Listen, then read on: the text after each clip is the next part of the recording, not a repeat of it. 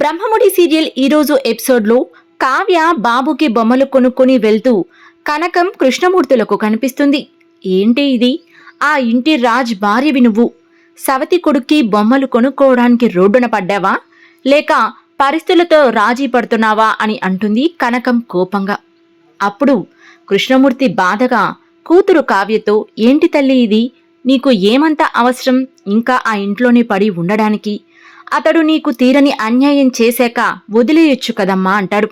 పద కావ్య, ఇటు నుంచి ఇటే మనం పోలీస్ స్టేషన్కి వెళ్ళిపోదాం. మీ అత్తింటి పరువు తీసి వాళ్ళని వీధికి లాగుదాం. అయినా నీకేం కర్మే? భర్త మోసగాడైనా సరే పుట్టింటికి రావద్దని మేము సగటు తల్లిదండ్రుల్లా ఆంక్షలు పెడతాం అనుకున్నావా? ఆ ఇంటి మీద, నీ భర్త మీద కేసులు పెట్టి మనం మన ఇంటికి వెళ్ళిపోదాం రా తల్లి అంటుంది కనకం కన్నీళ్లతో. ఇక కావ్య ఉగ్రరూపం దాలుస్తుంది. కేసు పెడదామమ్మా, అతడు మనకు చాలా అన్యాయం చేశాడు కదా. కేసు పెట్టి అతడి మాన మర్యాదలను తీసేద్దాం. స్వప్న మోసం చేసి నేను ముసుగేసుకుని కూర్చుంటే తాళి కట్టేందుకు కేసు పెట్టి లోపల వేయిద్దాం.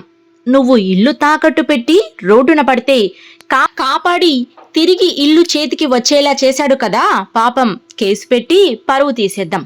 విగ్రహాలు ఎత్తుకెళ్లిన రౌడీలతో ప్రాణాలకు తెగించి పోరాడి తిరిగి తెచ్చాడు కదా, అలాంటివన్నీ ఎలా క్షమించాలి? కేసు పెట్టేద్దాం అంటూ వరుసగా రా చేసిన ప్రతి మంచితనాన్ని గుర్తు చేస్తుంది. బాగా ఉన్నప్పుడు అల్లుడు గారు అని గౌరవించి, బాలేనప్పుడు రోడ్డుకు ఈడుద్దాం అంటారా? ఇంట్లో అంతా ఆయనకు ఆల్రెడీ శిక్ష విధించారు. ఇప్పుడు ఆయన కష్టంలో ఉన్నారు. ఆయనకు నా అవసరం ఉంది. ఆయన తప్పు చేయలేదని నా నమ్మకం. అలా కాకుండా నిజంగానే ఆయన తప్పు చేశాడు అని తేలిన రోజున నేనే వచ్చేస్తాను. అంతవరకు నా భర్తను, నా కన్నవారైనా సరే ఇంకొకసారి ఇలా మాట్లాడితే నేను ఊరుకోను. నా భర్త నిజంగానే తప్పు చేశాడు అని తేలితే మాత్రం నేను అతడి రూపాన్ని నా మనసులో నుంచి చెరిపేసుకుని మీ కూతురుగానే ఆ ఇంటికి వచ్చేస్తాను. అప్పుడు కూడా ఆయన మీద కేసు మాత్రం పెట్టను. కృష్ణమూర్తులు బాధగా ఇంటికి వెళ్ళిపోతుంది. దుగ్గిరాల వారి ఇంట అంతా సీరియస్ గా హాల్లో కూర్చొని ఉంటారు. రాజ్ ఆఫీస్ నుంచి వచ్చే టైం కావటంతో ఇక రుద్రాని మనసులో పొంగిపోతుంది. ఆ పరిస్థితికి అంతా యుద్ధానికి సిద్ధంగా ఉన్నారు. కోటలు బీటలు బారే సమయం వచ్చేసింది. అసమ్మతి కారు చిచ్చులా కబలించింది. సింహాసనం మీద పులి కూర్చుంటుందో, శునకం కూర్చుంటుందో. శునకం అంటే నా కొడుకే కదా, చి అలా అనకూడదు. ఇది ఏమైనా నా కొడుకే కూర్చునే దాకా లాగాలి. ఈ అనంతసాగర సమస్య సాగాలి అనుకుంటుంది రుద్రాని మనస్సులో. ఇంతలో రాజ్ బాబును తీసుకుని ఇంటికి వస్తాడు.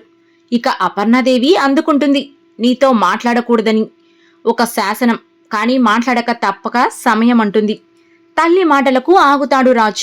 మాటలే కదా మమ్మీ, పోయేది ఏముంది అంటాడు. అపర్ణదేవి ఆవేశంగా పైకి లేచి, పెద్దరికం పోయింది, మాట పోయింది. ఈ ఇంటి పరువుని భుజాన వేసుకుని ఈ రోజుకు ఆఫీస్కి వెళ్ళావు. ఆ బరువుని దింపుకోమంటే వినడం లేదు అంటూ సీరియస్ అవుతుంది.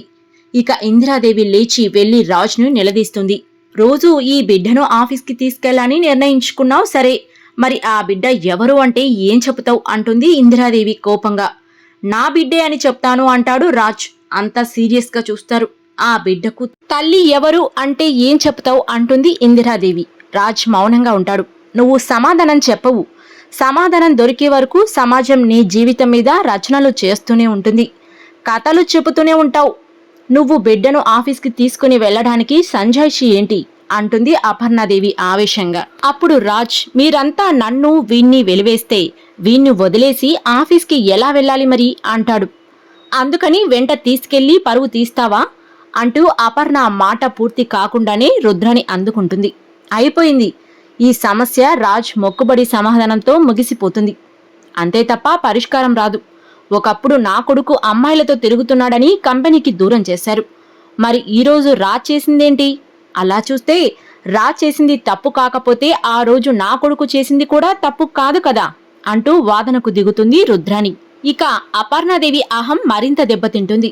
బిడ్డనైనా వదిలివేయాలి, లేదా కంపెనీ బాధ్యతల నుంచైనా తప్పుకోవాలి అంటూ తీర్పునిస్తుంది. సుభాష్, ప్రకాశం ఆ తీర్పుకు వ్యతిరేకంగా మాట్లాడుతారు. కానీ ధాన్యం కూడా అందుకుంటుంది. అక్క ఇచ్చిన తీర్పే సరైనది, బిడ్డను వదిలేయాలి లేదా కంపెనీనైనా వదిలేయాలి అంటూ అరుస్తుంది. రక్తబంధం కోసం అధికారాన్ని వదులుకోవాలి, నియమాంశతో పని లేదు, ఎందుకంటే నాలో పశ్చాత్తాపం లేదు, పరిహారం చెల్లించడానికి భయం లేదు అంటాడు రాజ్. అంతా వింటూ ఉంటారు. రాజ్ మాట్లాడుతుంటే రుద్రాణి పొంగిపోతుంది. అప్పుడు రాజ్, నేను కంపెనీ చూసుకోవడానికి అర్హత లేదని మీరంతా అనుకుంటే సంతోషంగా కంపెనీ బాధ్యతల నుంచి తప్పుకుంటాను. అంతే తప్ప ఏ పాపం తెలియని ఈ బిడ్డను మాత్రం అనాథను చెయ్యను. నేను ఒక్కసారి బిడ్డ బాధ్యత తీసుకున్నాక నా కన్న తల్లి చెప్పినా వినను, నా కన్న తండ్రి ఆపినా ఆగను. ఉండనిస్తే ఈ ఇంట్లో ఉంటాను, వెళ్ళిపోమంటే వెళ్ళిపోతాను. ఆ నిర్ణయం కూడా మీకే వదిలేస్తున్నాను, మీరే ఆలోచించుకోండి అని చెప్పేసి బాబుని తీసుకుని పైకి వెళ్ళిపోతాడు రాజ్. ఈ రచ్చలో కావ్య మాత్రం లేదు.